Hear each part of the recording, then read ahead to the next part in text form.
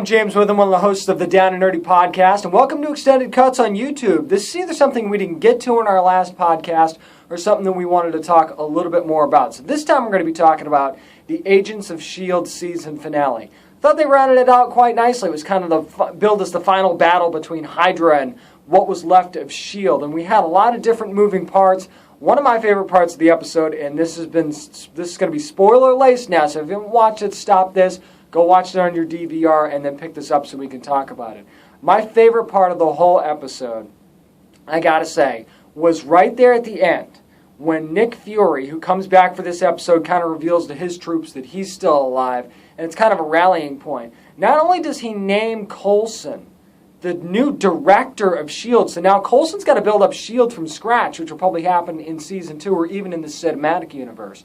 But he also says, he kind of explains why they brought Coulson back to life, and Coulson says that the alien serum program that they injected into him was meant for a fallen Avenger, and Nick Fury says that's exactly right. So he kind of alludes to Agent Coulson being just as important as the Avengers, and of course he was the one that rallied the troops in the movie. His death was the one that kind of got them over the top.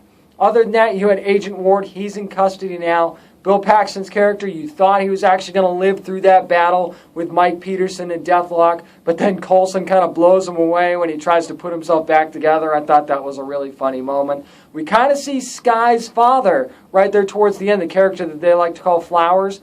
She kind of comes up to him and says, hey, we know where your daughter is, so that's going to be a big part of Season 2. Also got Ward in custody, the big fight between him and May. That was great. And that was a really brutal battle. The part where she shoots the nails into his foot, I got to be honest, I cringed a little bit. And you also have the byplay between Fitz and Simmons, and he finally tells her how he feels about her, and they kind of end up surviving even though they were at the bottom of the ocean. I do worry about Season 2 a little bit.